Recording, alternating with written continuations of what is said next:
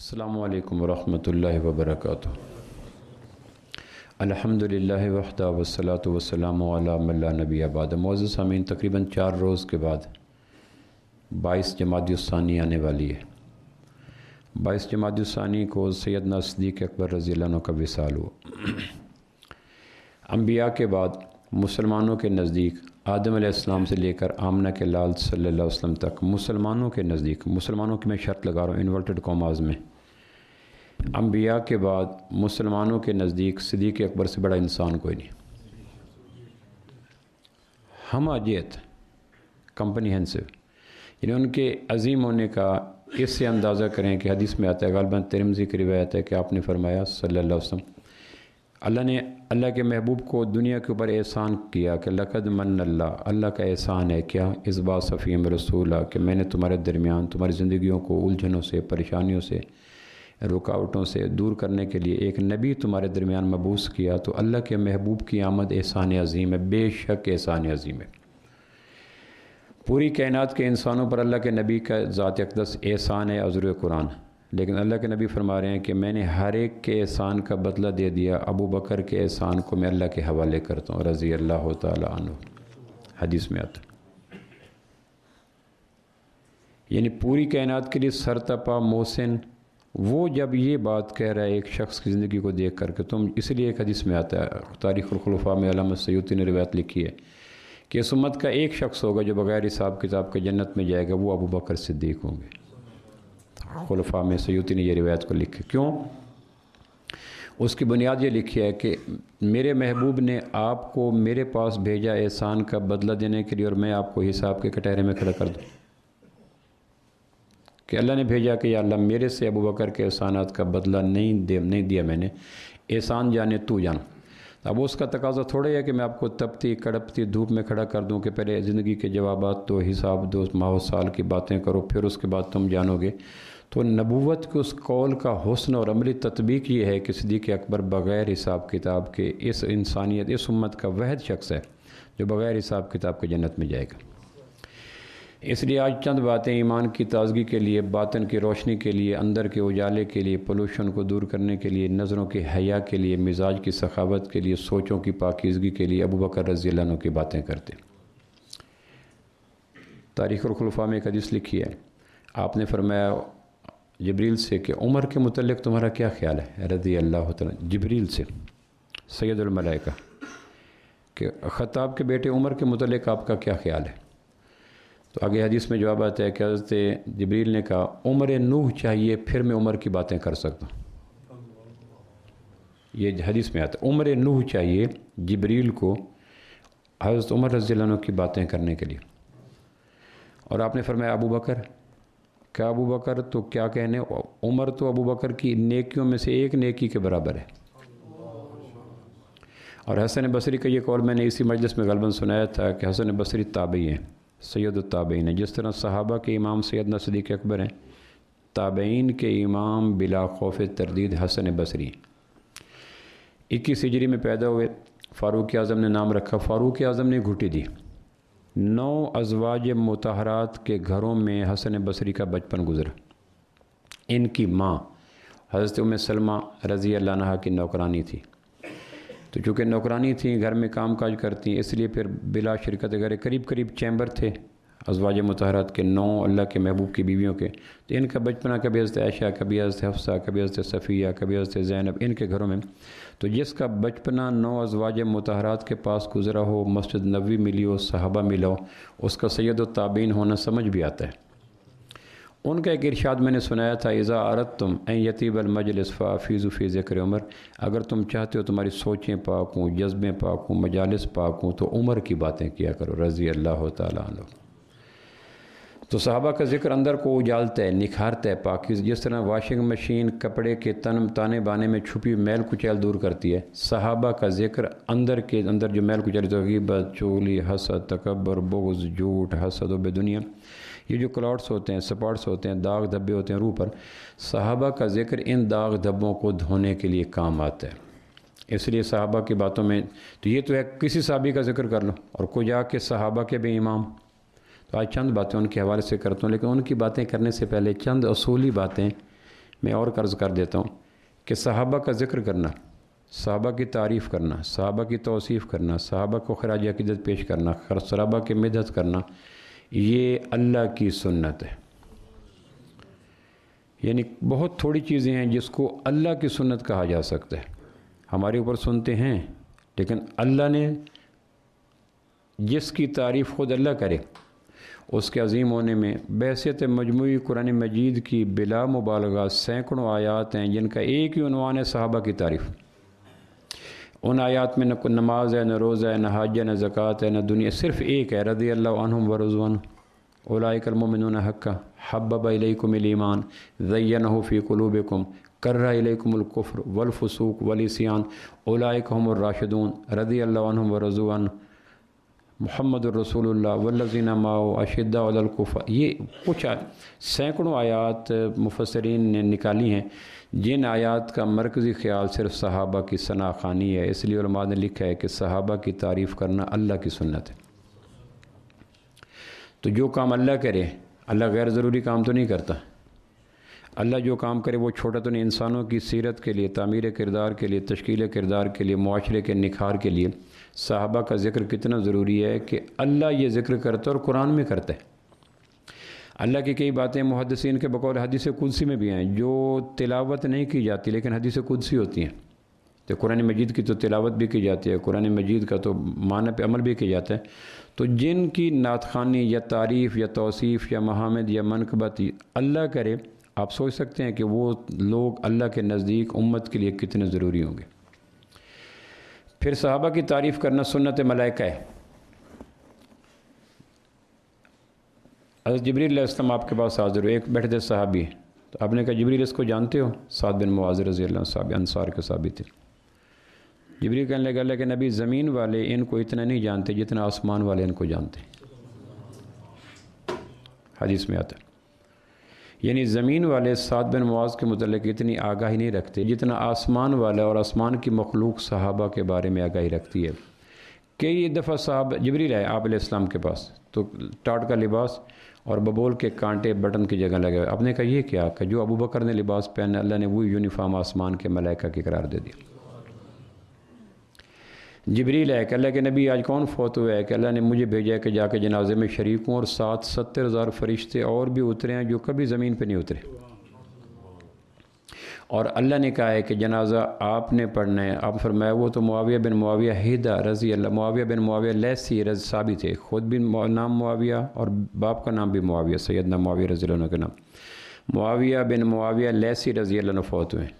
تو آپ نے کہا پھر مدینہ فوت ہوں، جاؤ مدینہ میں۔ تو کہنے لگے آپ تبوک میں ہیں، وہ مدینہ میں ہیں۔ کہاں؟ کہ پھر جنازہ اللہ کہتے ہیں میرے محبوب آپ نے پڑھانا ہے۔ تو کہ کیوں؟ کہ اللہ کہتے ہیں معاویہ بن معاویہ لیسی۔ تو فرشتے بھی زمین پہ صحابہ کی تعریف توصیف کے لیے اترتے تھے۔ آپ نے فرمایا میں کیسے پڑھاؤں؟ مدینہ کہاں، تبوک کہاں، بیچ میں تقریباً 900 کلومیٹر کا فاصلہ، جیسے فیصل آباد سے کراچی کہہ رہے۔ انہوں نے کہا جی آپ فرمائیں تو معاویہ بن معاویہ لیسی رضی اللہ کی لاش تبوک میں لاتے ہیں، آپ فرمائیں تو پروں پہ بٹھا کے آپ کو مدینہ لے چلتے ہیں، آپ فرمائیں تو بیچ کے پہاڑوں کو مسمار کر کے معاویہ بن معاویہ لیسی رضی اللہ عنہ کی لاش سامنے کر دیتے ہیں۔ لیکن اللہ کا حکم ہے کہ جنازہ آپ نہیں پڑھانا ہے، اور آسمان کے فرشتے بھی اس جنازے میں شریک ہونے کے لیے آسمان سے وفد کے طور پر آئے۔ تو صحابہ کی تعریف توصیف فرشتوں کی سنت ہے۔ پھر صحابہ کی تعریف توصیف آسمانی کتابوں کی سنت ہے۔ قرآن مجید کی کتنی آیات ہیں جن کا ایک ہی موضوع جیسے میں نے عرض کیا، سورہ فتح اگر آپ کو موقع ملے 41 نمبر غالباً سورت، اس کی لاسٹ ون جو آیت ہے اس کا مضمون ہی ایک ہی ہے، لمبی ترین آیت ہے، میرے خیال کافی سطروں پہ پھیلتے چلی جاتے ہیں۔ یہاں سے آغاز ہوتا ہے محمد الرسول اللہ والذین معہ اشداء علی الکفار رحماء بینہم تراہم رکعا سجدا یبتغون فضلا من، یہ لمبی چلتی ہے۔ اس پوری آیت کا ایک ہی مرکزی موضوع ہے کہ ہم تمہیں بتائیں صحابہ کون ہیں۔ تو پھر یہی نہیں ہے کہ تورات زبور انجیل میں بھی قرآن مجید کے بقول صحابہ کا ذکر موجود تھا۔ آپ اندازہ کریں کہ تورات کب اتری؟ موسیٰ علیہ السلام پہ اتری، اور موسیٰ علیہ السلام اور قرآن مجید، تورات اور قرآن مجید میں 600 سال کا فاصلہ ہے۔ انجیل اس سے پہلے کی ہے، انجیل، موسیٰ علیہ السلام کی تورات، داؤد علیہ السلام کی زبور۔ قرآن مجید کی سورہ فتح میں آتا ہے مثلہم فی التورات و مثلہم فی الانجیل، کہ جس طرح صحابہ کی باتیں قرآن میں ہیں اس طرح صحابہ کی تعریف توصیف تورات میں بھی تھی، انجیل میں بھی تھی۔ آج نوے وقت پہ کسی کا نام آ جائے، کسی اینکر پرسن کا نام آ جائے، آدمی پھول نہیں سماتا، خوشی سے کرتا ہے، کٹنگ لگا کے پھرتے ہوتے ہیں۔ تو جن کی تعریف توصیف تورات میں ہو، زبور میں ہو، انجیل میں، اور قرآن تو ہمارے سامنے ہے۔ تو جب قرآن مجید میں صحابہ کی تعریف، میں حیران ہوتا ہوں کہ صحابہ کے جسم کو روح نہیں ملی۔ 600 سال پہلے، 800 سال پہلے، 1000 سال پہلے جو آسمان سے صحائف اترے یا صحیفے اترے، بکس اتری یا بک لیٹس اتری، ان کے اندر صحابہ کا ذکر موجود تھا۔ سورہ فتح کی آخری آیت میں مثلہم فی التوراۃ ومثلہم فی الانجیل، اسی طرح صحابہ کی باتیں یہ ترجمہ اس کا، اسی طرح صحابہ کی باتیں تورات میں بھی تھی، صحابہ کی باتیں انجیل میں بھی تھی۔ پھر صحابہ کی تعریف کرنا سنت مصطفیٰ ہے صلی اللہ تعالی وسلم۔ محدثین جتنی بھی کتابیں حدیث کی، سیاست ہمارے معروف ہے، بخاری، مسلم، ترمذی، ابن ماجہ، سنن ابی داؤد، سنن نسائی، یا اس کے علاوہ مسند احمد ہے، یا موطا امام مالک ہے، یا اور کتابیں۔ حدیث کی کوئی کتاب جامع ایسی نہیں جس میں ایک پورا باب محدثین نے صحابہ کے حوالے سے نازل نہ لکھا۔ حدیث کی ہر کتاب میں ایک باب ضرور صحابہ کے بارے میں موجود ہے، اور اللہ کے محبوب نے 20 مرتبہ اپنے صحابہ کی مثال بیان فرمائی، تعریف توصیف، تاکہ کل کلام کوئی اگر آدمی، اس لیے ابن تیمیہ رحمہ اللہ کا قول ہے کہ شک یقین شک کے ذریعے نہیں بدل سکتا۔ شک میں یہ طاقت نہیں ہے کہ شک کی بنیاد پہ آدمی یقین کو چھوڑ دے۔ صحابہ کی تعریف قرآن نے کی، اور تاریخ نے صحابہ کی برائی بیان کی۔ اب تاریخ شک والی کتاب ہے، قرآن یقین والی کتاب ہے۔ جو کم نصیب تاریخ جیسی شک والی کتاب کو بنیاد بنا کر قرآن جیسی یقین والی کتاب پہ اوپر اعتبار نہ کرے، اس کو اپنے ایمان کا فکر منانی چاہیے کہ یقین شک سے زائل نہیں ہوتا۔ پھر تاریخ کی مثال کیا ہے؟ جس طرح ایک کاشتکار گندم کی کٹائی کرتا ہے، بوریاں بھرتا ہے، تو اس بوریوں والی گندم کے اندر کروڑے بھی ہوتے ہیں، تنکے بھی ہوتے ہیں، خس و خاشاک بھی ہوتے ہیں، جڑی بوٹیاں بھی ہوتی ہیں، دیگر اجناس بھی ہوتی ہیں۔ وہ کہتا ہے میرے ذمے جو کچھ کھیت میں تھا میں نے اس کو بھر کے بوریوں میں ڈال دیا۔ اب جب بوریاں لے کے گھر لوگ جاتے ہیں تو پھر وہاں چھاننے لگاتے ہیں، صفائی کرتے ہیں، روڑے الگ کرتے ہیں، مٹی الگ کرتے ہیں، تنکے الگ کرتے ہیں۔ وہ کہتے ہیں ہمیں جو کچھ ملا ہم نے تاریخ کی بوریوں میں بھر دیا۔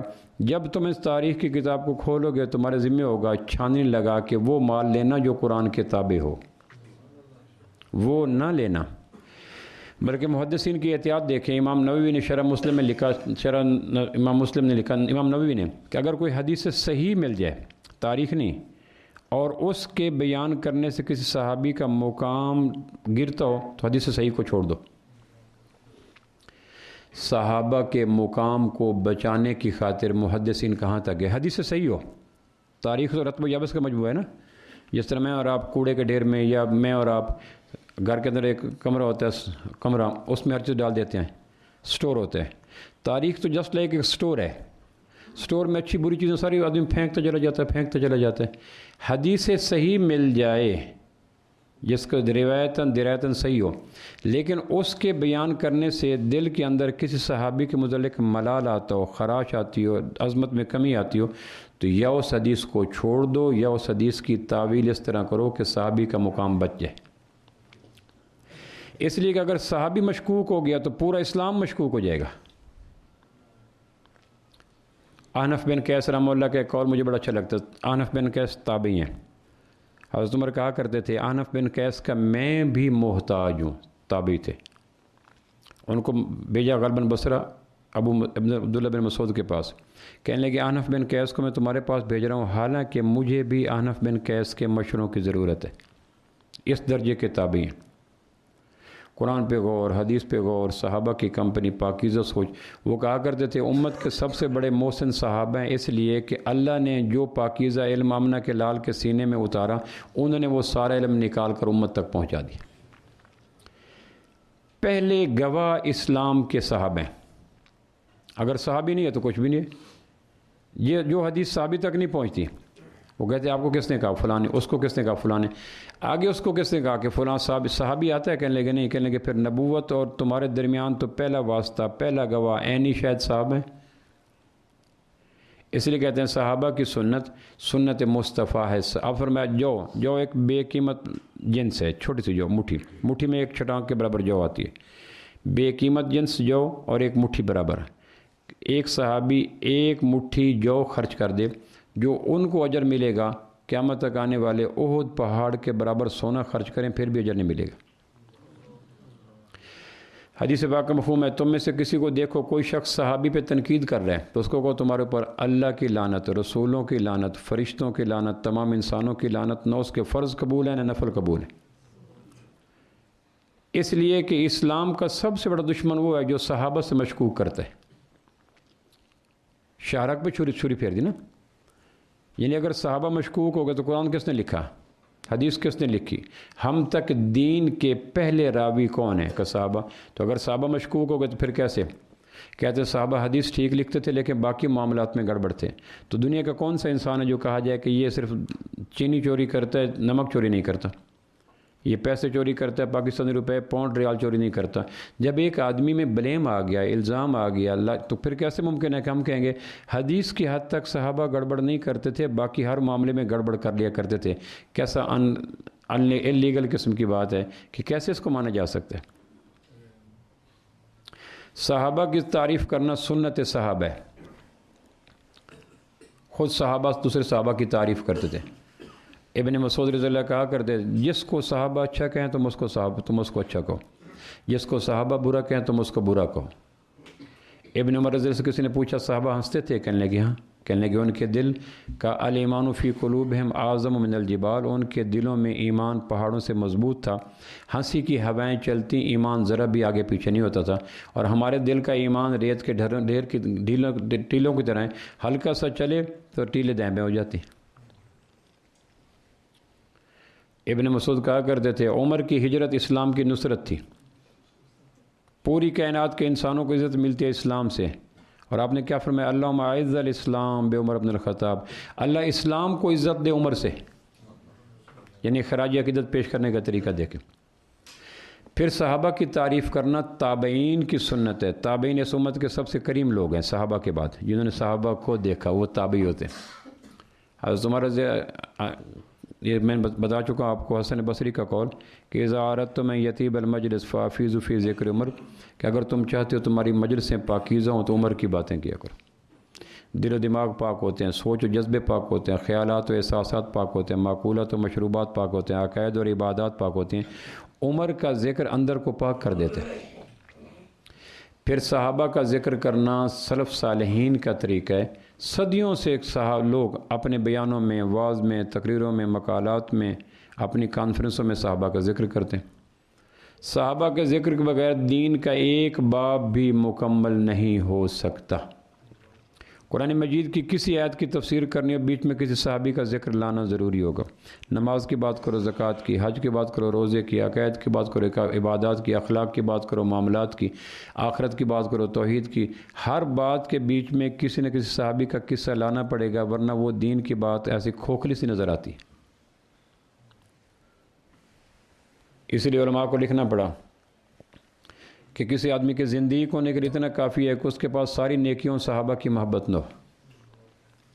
کسی آدمی کے زندگی ہونے کے لیے اتنا کافی ہے اس میں ساری نیکیوں صحابی کی محبت نہ ہو۔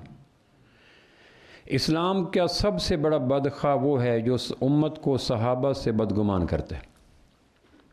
یہ ایک اتنا خوفناک وار ہے کہ اگر صحابہ سے آدمی بدگمان ہو گیا تو پھر اسلام کو سچا ثابت کرنے کا عقل و نقل کی دنیا میں کوئی طریقہ سامنے نہیں آ سکتا۔ کیسے ممکن ہے؟ آپ دیکھتے ہیں کہ ایک آدمی نے مقدمہ کیا کہ پہلا گواہ کون سے آپ کا، کہ فلاں آدمی ہے، کہ اس کو لاؤ۔ وہ گواہ لے گیا، آپ نے دیکھا تھا قتل کرنے میں اس وقت سامنے کھڑا تھا کہ اس نے اس کو فائر کیا تھا۔ دوسرے آدمی نے کہا جی یہ امام مسجد ہے، 4 بجے کے وقت اس وقت یہ جماعت کرا رہا تھا، یہ 70 آدمی کہہ رہے ہیں ہماری جماعت کرا رہا تھا۔ تو اس پہ تحقیق ہوئی تو پہلا گواہ مشکوک ہو گیا۔ جب پہلا گواہ مشکوک ہو گیا، مقدمہ آسمان سے زمین پہ آ گیا۔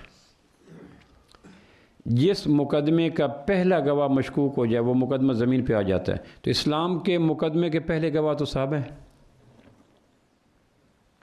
اور صحابہ پہ اگر 4 شیٹ لگ گئی، وہ گالیاں دیتے تھے، وہ رشوت دیتے تھے، وہ سیاسی طور پر بلیک میل کرتے تھے، وہ اکڑ و پرور تھے، وہ دھوکہ دیتے تھے، وہ اپنوں کو نوازتے تھے۔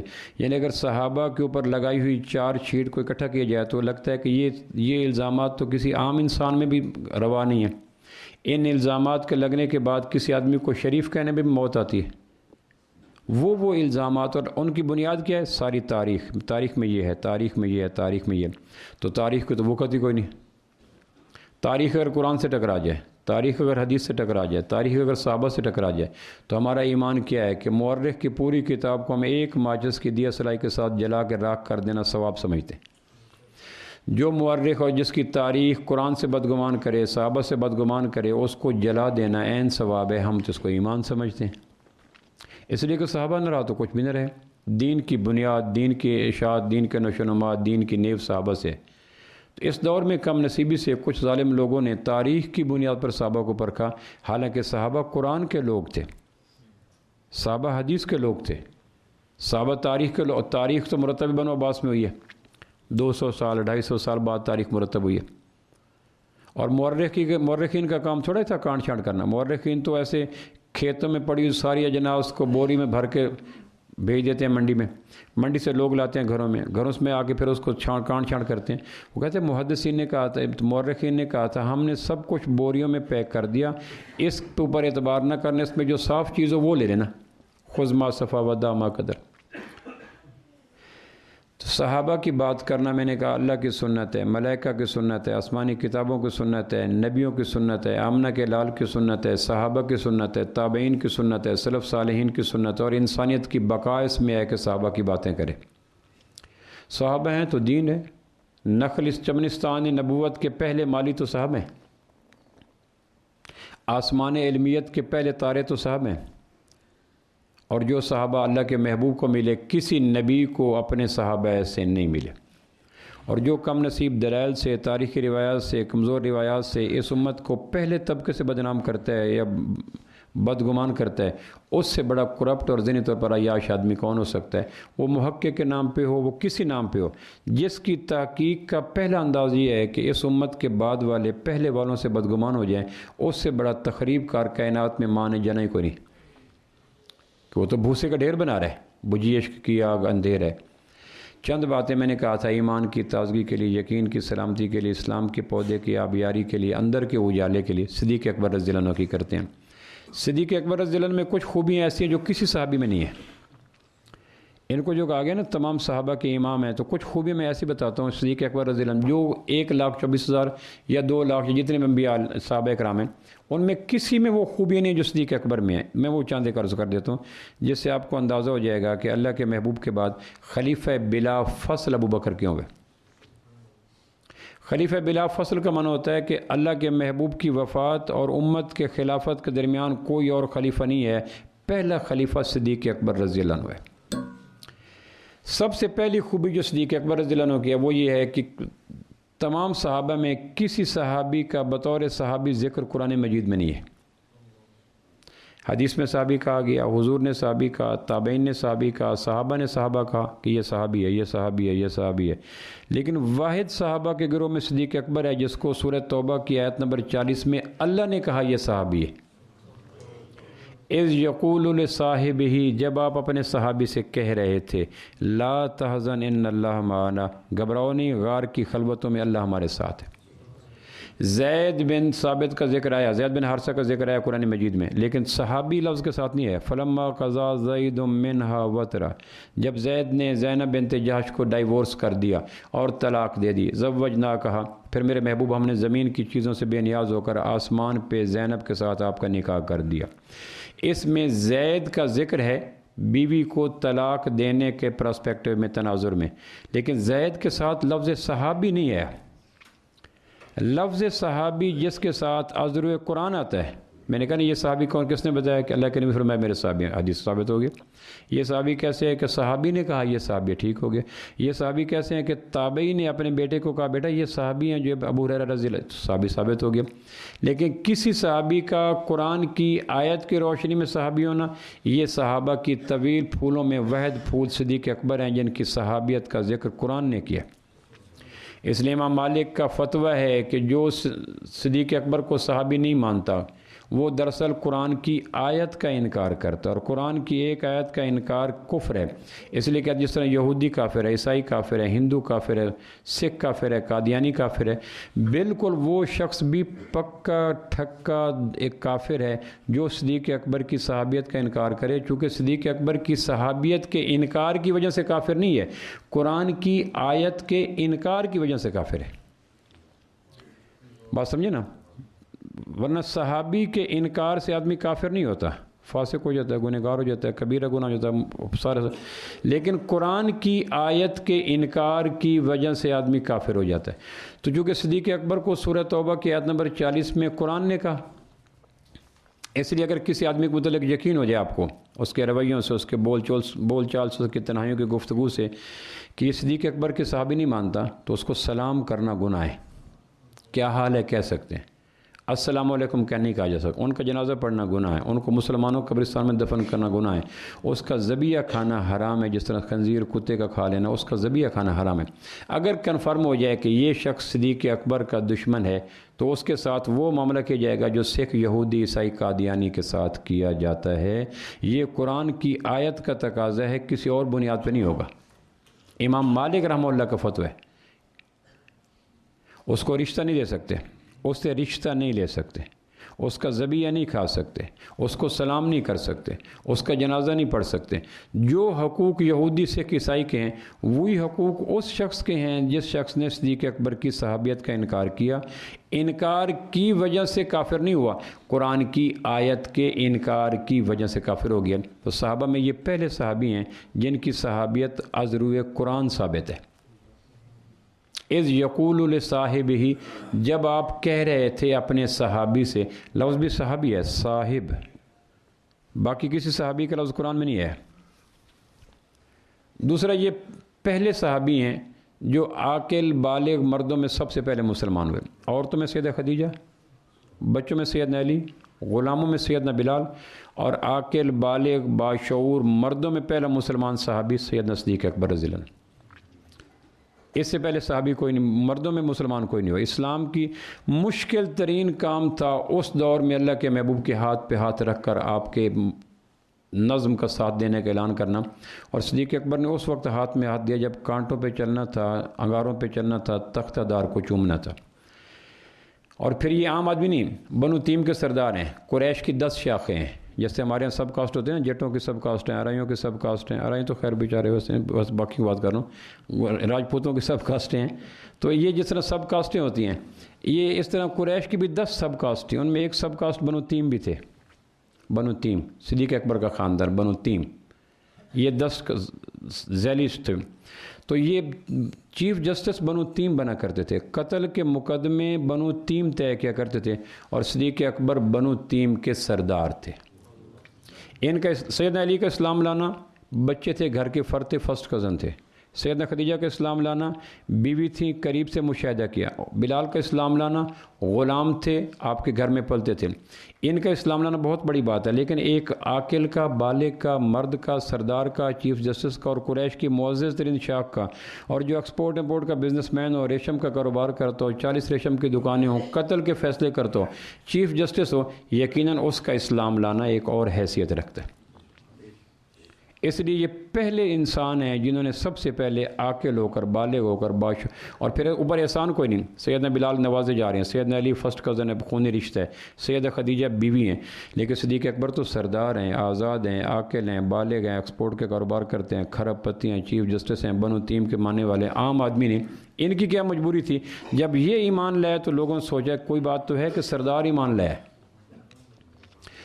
پھر صحابہ کی طویل تاریخ میں یہ پہلے صحابی ہیں جنہوں نے اسلام لانے کی دعوت میں آرگو کوئی نہیں کیا، دلیل کوئی نہیں مانگی۔ انی رسول اللہ ادعوک الی اللہ، یہ پہلا جملہ تھا آپ کا، میں اللہ کو رسول ہوں اور تمہیں دعوت دیتا ہوں۔ فاسلم ابا بکر، اس بات کے سنتے بیچ میں مائکرو سیکنڈ کا وقفہ کوئی نہیں آتا۔ آپ فرمائیں انی رسول اللہ، میں اللہ کا رسول ہوں، ادعوک الی اللہ، میں تمہیں اللہ کی طرف بلاتا ہوں۔ پھر آگے جواب آتا ہے فاسلم ابا بکر، اس کے سنتے بغیر وقفے کے ابو بکر نے اسلام قبول کر لیا رضی اللہ تعالیٰ۔ آپ نماز پڑھ رہے، سیدنا علی کر مجھے فرمانے کہ یہ کیا کر رہے ہیں؟ کہ ھذا امر، یہ میرا اللہ کا امر ہے جو میں کر رہا ہوں۔ کہ انہیں کہا میں نے کبھی نہیں دیکھا۔ آپ فرمایا پھر؟ کہنے کہ پھر میں باپ سے مشورہ کروں؟ کہ فرمایا اذا لم تسلم فاکتم بھی، اگر اسلام نہیں لاتے تو مشورہ نہ کرو۔ یعنی ہر صحابی نے جزوی گھنٹہ، 2 گھنٹہ، 4 گھنٹہ، دن، 2 دن، 4 دن لگائے ایمان لانے میں۔ صدیق اکبر اس سے آپ فرمایا کرتے تھے کہ اس شخص کو معاف نہیں کرتے جس نے اسلام لانے میں 1 سیکنڈ کی بھی دیر نہیں کی۔ یہ پہلے صحابی ہیں جس نے نبوت کی زندگی میں 17 نمازیں حضور کی موجودگی میں مسجد نبوی میں پڑھائیں۔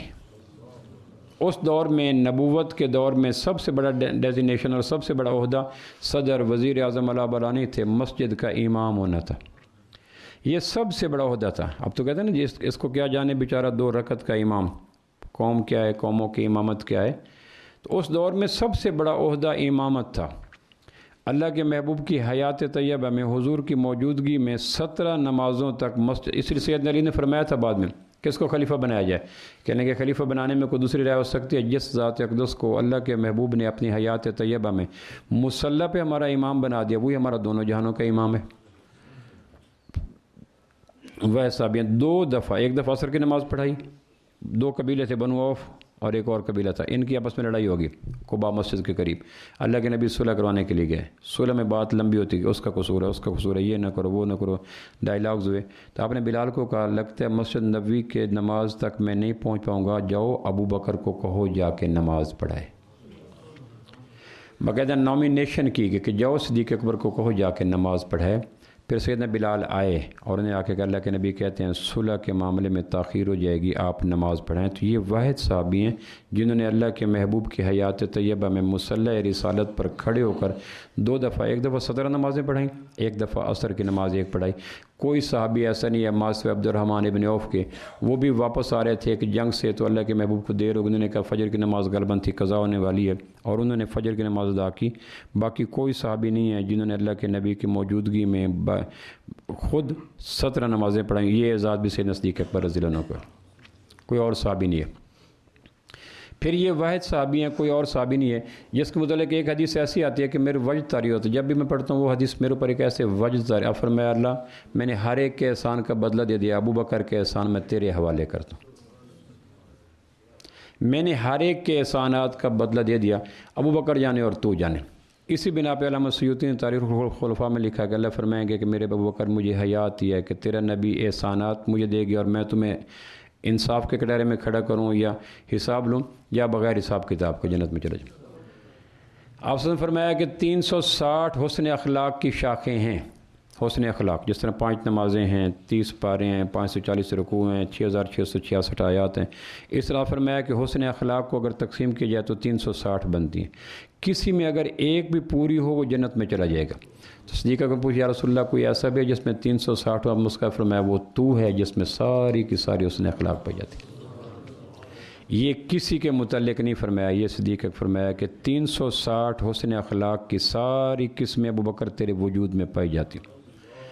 آپ فرمایا قیامت والے دن جنت کے 8 دروازے ہیں، ہر ایک دروازے کو پکارے گا، جو آدمی دنیا میں جس نیکی کرنے کا زیادہ ذوق ہوگا اس کو وہ دروازہ پکارے گا، جس کو نمازوں کو شوق ہوگا باب الصلاۃ پکارے گا، جس کو صدقے کا شوق ہوگا باب الصدقہ پکارے گا، جس کو روزوں کا شوق ہوگا باب الریان پکارے گا، جس کو جہاد کا شوق ہوگا باب الجہاد پکارے گا۔ تو آپ نے فرمایا کہ کوئی ایسا بھی ہے جس کو سارے دروازے پکارے گا؟ فرمایا ابوبکر تو ہے جس کو جنت کے سارے دروازے پکاریں گے، تو واحد آدمی ہے جس کو جنت کے سارے دروازے پکاریں گے، اور ہر دروازہ کہے گا ابو بکر میرے اندر سے داخل ہو، میرے اندر سے داخل ہو، میرے اندر سے داخل ہو۔ تیرے داخل ہونے پر جنت کے دروازے بھی اپنے آپ کو اعزاز محسوس کریں گے کہ ابو بکر میرے اندر سے داخل ہو گیا رضی اللہ تعالیٰ عنہ۔ پھر یہ واحد صحابی ہیں جن کی 4 پشتیں صحابی ہیں۔ آپ حیران ہوں گے صحابہ کے زمانے میں کوئی صحابی ایسا نہیں ہے جس کی 4 پشتیں صحابی ہیں۔ ان کے والد عثمان ابی قحافہ نام ہے، ابی قحافہ کنیت ہے، نام عثمان تھا، یہ وہ صحابی، یہ خود صحابی، ان کا بیٹا عبد الرحمن صحابی، ان کا پوتا محمد صحابی۔ یہ 4 پشتیں صحابی ہونے کا اعزاز تاریخ اسلام میں کسی صحابی کے پاس نہیں ہے ماسوائے ابو بکر رضی اللہ عنہ کے۔ 4 پشتیں صحابی، بیٹے کی طرف سے باپ، بیٹا، پوتا، پڑپوتا، چاروں صحابی، اور بیٹی کی طرف سے جائیں تو صدیق اکبر کے والد صحابی، صدیق اکبر صحابی، ان کی بیٹی اسما صحابی، اور ان کی بیٹی اسما کا بیٹا عبداللہ بن زبیر صحابی۔ تو یہ 4 صحابی، بیٹی کی طرف سے بھی نواسہ صحابی، بیٹی صحابی، خود صحابی، باپ صحابی، بیٹی کی طرف سے بھی 4 صحابی، اور بیٹوں کی طرف سے بھی 4 صحابی، باپ صحابی، خود صحابی، عبد الرحمن صحابی، محمد بن عبد الرحمن بن ابی بکر بن ابی قحافہ، یہ 4 صحابی، اور عبداللہ بن زبیر، اسما، ابو بکر اور ابی قحافہ رضی اللہ عنہ، یہ 4 کے 4 صحابی ہیں۔ صحابہ میں کوئی ایسا نہیں ہے جس کی پشت میں 4 صحابی پائے جاتے ہیں، یہ واحد صحابی ہیں جس کے مقدر میں 4 صحابی پائے جاتے ہیں، اور کوئی صحابی ایسا نہیں ہے۔ اور ان بنا پہ آپ فرمایا تھا کہ میں نے ہر ایک کے احسان کا بدلہ دے دیا ما سوائے ابو بکر رضی اللہ عنہ کے، کہ ان کے احسانات کا بدلہ الگ۔ پھر یہ واحد صحابی ہیں جن کو نبوت کی طویل ترین رفاقت میسر ہے۔ کسی صحابی کو نبوت کے ساتھ سائے کی طرح ماہ و سال کے اعتبار سے لمبا زمانہ گزارنے کا اتنا موقع نہیں ملا جتنا صدیق اکبر رضی اللہ عنہ کو ملا۔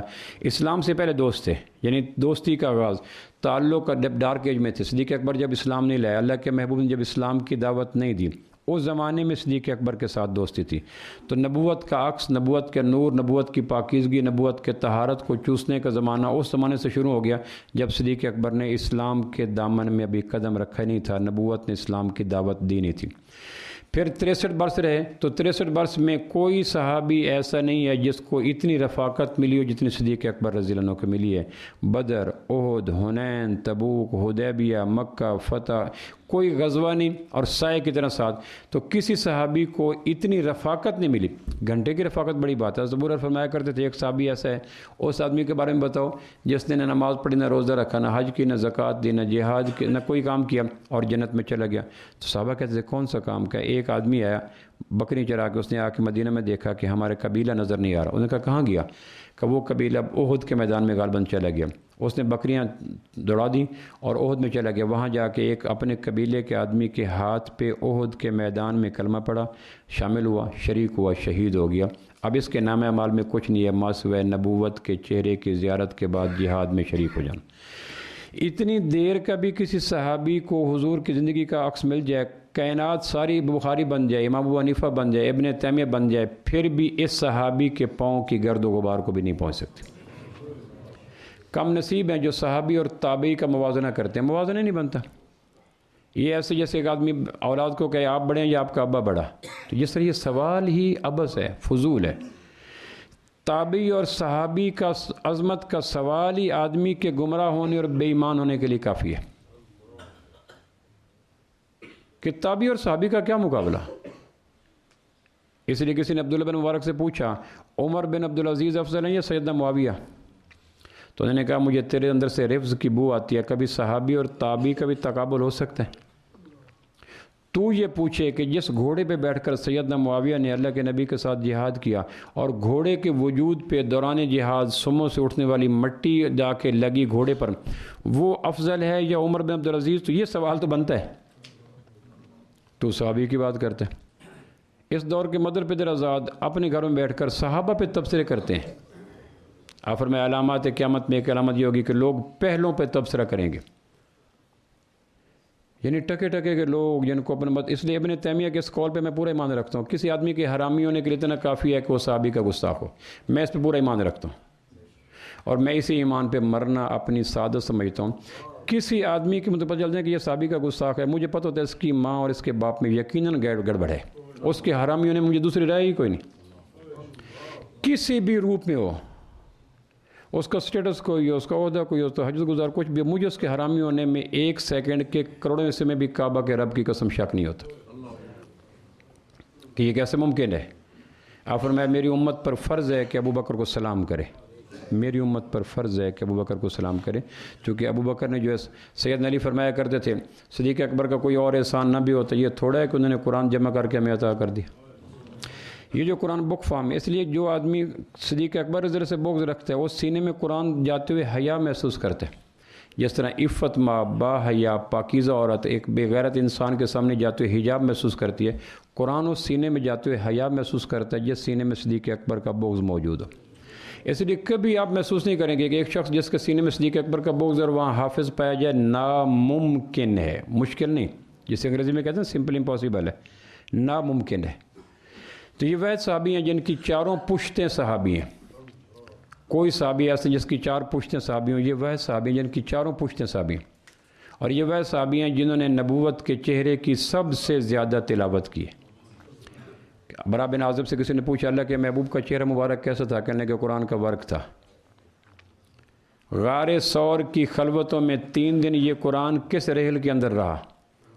جیسے ہم قرآن پڑھتے ہیں تو کسی رحل میں رکھتے ہیں نا، نبوت کے چہرے کا قرآن کے لیے رحل 3 دن کون سا بنا؟ تو صدیق اکبر کی گود تھی جس نے نبوت کے چہرے کے قرآن کے لیے رحل کا کام دیا۔ 3 دن جتنا قربت سے آدھے فٹ کے فاصلے پر صدیق اکبر کو نبوت کے قرآن کے چہرے کو تلاوت کا موقع ملا ہے، کعبہ کے رب کی قسم کسی صحابی کو نہیں ملا۔ اس طرح عمر کہا کرتے تھے، ابو بکر میری عمر بھر کی نیکیاں لے لے، ان 3 راتوں میں سے ایک رات مجھے دے دے جن راتوں میں اس نے تنہائی کی خلوتوں میں نبوت کے چہرے کی تلاوت کا لذت اور حظ نصیب کیا ہوگا۔ دنیا کا کوئی شخص نبوت کے چہرے کو اتنا، اس لیے کوئی شخص ایسا نہیں ہے۔ پھر یہ واحد صحابی ہیں جو خلیفہ بلا فصل ہیں، یعنی بہت بڑا الزام ہے کہ صدیق اکبر کے علاوہ کسی کو خلیفہ بلا فصل ماننا۔ خلیفہ بلا فصل کے گفتگو میں کر چکا ہوں کہ نبوت کے بعد امت کے اوپر سب سے پہلا جو خلیفہ بنا وہ خلیفہ ابو بکر صدیق رضی اللہ عنہ، اور یہ واحد صحابی ہیں۔ انبیاء کی طویل تاریخ میں کوئی امتی ایسا نہیں ہے جس کو وفات کے بعد نبوت کے قرب میں قبر کی جگہ مل گئی ہو۔ نبوت آدم علیہ السلام سے لے کر عیسیٰ علیہ السلام تک نبیوں کی قبر کا نہیں پتہ مجھے اور آپ کو۔ آئے کسی عیسائی سے، یہودی سے کہیں موسیٰ کہاں دفن ہے، تورات کے ماننے، زبور کے ماننے والوں سے کہیں داؤد علیہ السلام، تو آدم علیہ السلام سے لے کر آج تک عیسیٰ علیہ السلام تک کسی نبی کی قبر کا نہیں پتہ۔ لیکن انسانوں کی طویل تاریخ میں یہ واحد صحابی ہیں جن کو نبوت کے پڑوس میں تدفین کا اللہ نے موقع۔ اور پھر حضرت علی کی روایت ہے کہ حضرت صدیق اکبر نے مجھے کہا تھا جب میں فوت ہو جاؤں تو مجھے اسی جگہ سے غسل انہی کنووں کے پانی سے غسل دینا جن کنووں کے پانی سے غسل تو نے آمنہ کے لال صلی اللہ علیہ وسلم کو دیا تھا۔ پھر مجھے خوشبو وہی لگانا۔ پھر پوچھا وفات کے دن آج کیا دن، انہوں نے کہا سوموار۔ کہنے لگے آج میرے 63 برس پورے ہو گئے، اور میں نے کہا تھا یا اللہ میری عمر بھی اللہ کے نبی سے زیادہ نہ ہو۔ آج 63 برس میرے پورے ہو گئے، دن بھی سوموار کا ہے، جگہ بھی مدینہ کی ہے۔ مجھے اللہ کی امید، ذات سے امید ہے کہ اللہ مجھے 63 برس سے آگے نہیں کرے گا، چونکہ میں عمر کے اعتبار سے بھی نبوت سے آگے بڑھنا روا نہیں سمجھتا۔ پھر صدیق اکبر نے سیدنا علی کو فرمایا جب میں فوت ہو جاؤں تو غسل دے کر، کفن دے کر ایک کام کرنا، میرے جنازے کو نبوت کے حجرہ روضے پہ لے جانا، اور وہاں جا کے کہنا اونچی آواز سے صحابہ کے مجمع میں کہ آپ کا دوست آپ کے قدموں میں تدفین کی جگہ چاہتا ہے۔ اگر اونچی آواز ہے اور دروازہ بغیر کھولے کھلے تو پھر مجھے دفن کر دینا، ورنہ جنت البقیع میں جا کے دفن کر دینا۔ دنیا میں کوئی صحابی ایسا نہیں ہے جس نے اپنے مرنے کے سے پہلے اس درجے کا اعتماد کا اظہار کیا۔ حضرت علی فرماتے ہیں پھر ہم نے غسل دیا، کفن دیا، پھر ہم آپ کی لاش مبارک کو لے کے اللہ کے محبوب کے روضہ اقدس پہ لے گئے۔ پھر وہاں کھڑے ہو کر فرمایا، عرض کیا کہ اللہ کے نبی صدیق اکبر آپ کے قدموں میں آنے کی اجازت چاہتا ہے۔ تو واضح آواز آئی، دروازہ کھلا، آواز آئی کہ دوست کو دوست کے ساتھ ملا دو۔ دوست اپنے دوست کا پہلے انتظار کر رہے ہیں۔ اس آواز کے بعد پھر صدیق اکبر کو نبوت کی، جہاں نبوت کا سینہ ہے، عمر بھر اسی سینے سے نور لیتے رہے، وفات کے بعد بھی اسی سینے کے قریب صدیق اکبر کا سر ہے۔ میں نے کہا نا کسی کو اتنی رفاقت نصیب نہیں ہوئی۔ رفاقت اسلام سے پہلے شروع ہوئی اور جنت الفردوس تک جاری و ساری رہے گی، یہ رفاقت کی انتہا ہے۔ ایک روایت میں نے پڑھا، تاریخ کتاب میں لکھا تھا، قیامت والے اللہ پاک کہیں گے، اللہ کے نبی کہیں گے یا اللہ حساب شروع کر، تو اللہ غضب میں آ کے کہیں گے پیش کرو، کس کو پیش کرنا ہے، میرے سامنے حساب دینا ہے۔ تو اللہ کے غضب کو، جلال کو جمال میں بدلنے کے لیے میں ابو بکر کو سامنے کھڑا کر دوں گا۔ اللہ کا جلال عروج پہ ہوگا، اور کہیں گے کس کو پیش کرنا ہے جو مجھے اپنے ماہ و سال کا، جذبات احساسات کا، دیکھنے سننے کا حساب دے۔ تو پھر میں بوڑھے ابو بکر کو لے کے کھڑا کر دوں گا، یا اللہ اس حساب کو شروع کر۔ تو اللہ کا جلال ابو بکر کو دیکھنے کے بعد جمال میں بدل جائے گا، پھر عمومی طور پر نرم حساب کا آغاز ہو جائے گا۔ پھر دروازہ کھولا، اور یہ واحد صحابی ہیں، ان کے ساتھ ایک اور صحابی ہیں جن کی وہیں سے آتا نا، جب آدمی کو دفن کرتے ہیں تو پھر ہم مٹی پھینکتے ہیں، دفن کرنے کے بعد پہلی مٹھی بھر کے منہا خلقناکم، دوسری مٹھی بھر کے فیہا نعیدکم، تیسری مٹھی ومنہا نخرجکم تارۃ اخری۔ اس کا مفہوم یہ ہوتا ہے کہ اسی مٹی سے تم بنائے گئے تھے، اس لیے اسی مٹی میں گئے ہو اور اسی مٹی میں اٹھائے جاؤ گے۔ نبوت کا جہاں سے مٹی اٹھائی گئی، ابو بکر کی مٹی بھی وہیں سے اٹھائی گئی، اس لیے تدفین وہیں ہوئی جہاں نبوت کی تدفین ہوئی تھی۔ کوئی زور کی بنیاد پہ وہاں دفن نہیں ہو سکا، اس لیے اٹھایا، وہاں دفن کیا گیا کہ اللہ کے محبوب کی مٹی جہاں سے اٹھائی گئی وہ جنت کے باغوں میں ایک باغ ہے، بلکہ بعض علماء کا عقیدہ ہے کہ جہاں اللہ کے محبوب دفن ہیں وہ اللہ کے عرش معلیٰ سے بھی قیمتی جگہ ہیں، چونکہ اللہ کے عرش معلیٰ کو اللہ کا عرش کا لمس یوں نہیں ہے جس طرح نبوت کے وجود کا لمس مٹی کو حاصل ہے، اس لیے یہ لمس جسمانی ہے، وہ لمس معنوی ہے۔ تو جہاں نبوت دفن ہوئی وہیں ابوبکر دفن ہوئے، اس لیے کہتے ہیں کہ اگر یہ پتہ چل جائے غیرت کا تقاضا ہے، میرے باپ کا کوئی دشمن ہے، میرے زمین کا کوئی دشمن ہے، میرے کاروبار کا کوئی دشمن ہے، تو ہماری غیرت جاگتی ہے، آنکھوں میں سرخی آتی ہے۔ اسی غیرت کا تقاضا ہے، ایمانی حس کا تقاضا ہے، اگر کسی کے متعلق شور ہو جائے کہ یہ ابوبکر کا دشمن ہے تو اس سے یوں بچو جیسے بولے کتے سے یا راہ چلتے غلیظ خنزیر سے بچا کرتے ہو۔